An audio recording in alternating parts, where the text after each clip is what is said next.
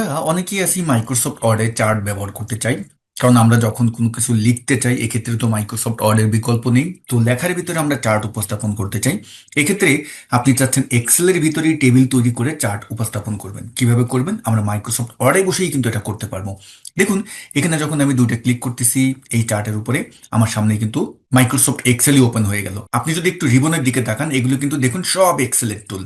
আবার এখানে কিন্তু চার্ট আপনি মডিফাইও করতে পারবেন। তো আমরা এটা কিভাবে মাইক্রোসফট ওয়ার্ডে করব? তো এই জন্য আপনি যেখানে চার্ট তৈরি করবেন সেই জায়গাটা আগে সিলেক্ট করেন। যেমন আমি এখানে করতে চাচ্ছি, রিবন বার থেকে চলে যাবেন ইনসার্ট মেনুতে, সেখান থেকে টেবিল টুলে যাবেন এবং নিচে দেখতে পারবেন এক্সেল স্প্রেডশিট, এটা ক্লিক করবেন। যখন এক্সেল স্প্রেডশিটে ক্লিক করলাম, কিছুটা সময় নেবে, সময় নিয়ে আমাদের সামনে এক্সেল ওপেন হয়ে গেল। এবং এখন কিন্তু রিবনের দিকে যদি তাকান, সবই কিন্তু এক্সেলের টুলগুলো দেখতে পারবেন, এক্সেলের রিবন বার। এখন আপনি এখানে যেই টেবিলটা তৈরি করতে চাচ্ছেন সেটা লেখেন। যেমন আমি চাচ্ছি টার্গেট একটা কলাম থাকবে, সেলস একটা কলাম থাকবে, এবং এখানে আমি তাদের কিছু ভ্যালু দিব।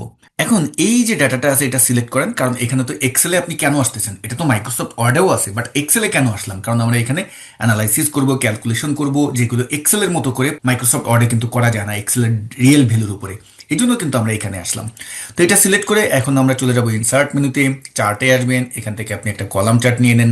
এই যে কলাম চার্ট কিন্তু চলে আসলো, এখান থেকে টেনে বড় করে দেন। এখন যত টাইপের ফরম্যাটিং আছে সব আপনি এখানে ব্যবহার করেন। উপরে দেখুন, এই চার্ট যখন সিলেক্ট করবেন এই প্লাসে আসেন, চার্ট টাইটেল যদি না দেখতে চান, গ্রিড লাইন যদি না দেখতে চান, অ্যাক্সেস যদি না দেখতে চান, এবং এগুলো সিরিজটাই যে রাইট বাটন ক্লিক করে যদি আমি ফরম্যাট ডেটা সিরিজে যাই, যদি আপনি একটা গ্যাপ বাড়িয়ে দেন, মানে আপনি আপনার মতো করে যেমনটা এক্সেলে বসে ফরম্যাটিং করতেন ঠিক একইভাবে করতে পারবেন। এবং আমরা এক্সেলের এই একটা ঘরে সিলেক্ট করে ভিউ মেনুতে গিয়ে আমরা যদি এখন গ্রিড লাইন্সটা উঠিয়ে দিই এবং যদি বাইরে ক্লিক করি, দেখুন আমার চার্ট কিন্তু এখানে চলে আসলো। আবার যখন আপনার এটা এডিট করতে হবে, কোনো ক্যালকুলেশন যদি প্রয়োজন হয়, জাস্ট এই চার্টটার উপরে দুইটা ক্লিক করবেন, দেখবেন এক্সেল চলে আসবে এবং আপনি এক্সেলের যেই ফাংশন ফর্মুলা আছে সব ব্যবহার করতে পারবেন। তো ডিয়ার ভিউয়ার্স, যদি ভিডিওটি ভালো লেগে থাকে লাইক দেবেন, আপনার মূল্যবান মতামত শেয়ার করতে ভুলবেন না। সবাই ভালো থাকবেন। আসসালামু আলাইকুম।